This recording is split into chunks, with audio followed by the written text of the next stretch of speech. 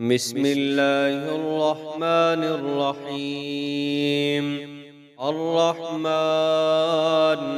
علم القرآن خلق الإنسان علمه البيان. الشمس والقمر بحسبان والنجم والشجر يسجدان والسماء رفعها ووضع الميزان ألا تطغوا في الميزان وأقيموا الوزن بالقسط ولا تخسروا الميزان والأرض وضعها للأنام فيها فاكهة والنخل ذات الأكمام والحب ذو العصف والريحان فبأي آلاء ربكما تكذبان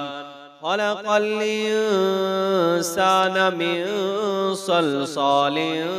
كالفخار وخلق الجان من مارج من نار فبأي آلاء ربكما تكذبان رب المشرقين ورب المغربين فبأي آلاء ما تكذبان مرج البحرين يلتقيان بينهما برزخ لا يبغيان فبأي آلاء ربكما تكذبان يخرج منهما اللؤلؤ والمرجان فبأي آلاء ربكما تكذبان وله الجوار المنشآت في البحر كالأعلام فبأي آلاء ربكما تكذبان كل من عليها فان ويبقى وجه ربك ذو الجلال والإكرام فبأي آلاء ربكما تكذبان يسأله من في السماوات والأرض كل يوم هو في شأن فبأي آلاء ربكما تكذبان سنفرغ لكم أيها الثقلان فبأي آلاء ربكما تكذبان يا معشر الجن والإنس إن استطعتم أن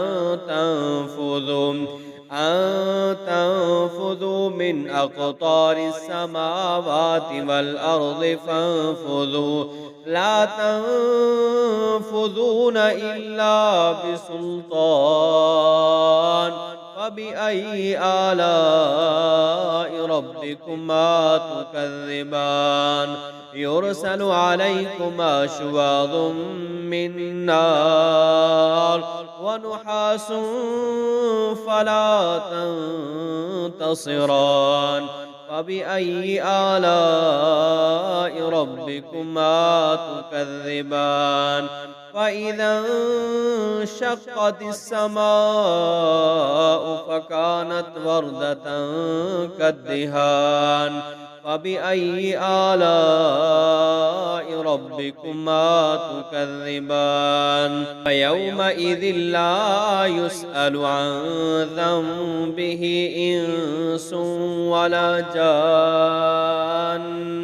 فبأي آلاء ربكما تكذبان يعرف المجرمون بسيماهم فيؤخذ بالنواصي والأقدام فبأي آلاء ربكما ربكما تكذبان هذه جهنم التي يكذب بها المجرمون يطوفون بينها وبين حميم آن فبأي آلاء ربكما تكذبان ولمن خاف مقام ربه جنتان فبأي آلاء ربكما تكذبان ذواتا أفنان فبأي آلاء ربكما تكذبان فيهما عينان تجريان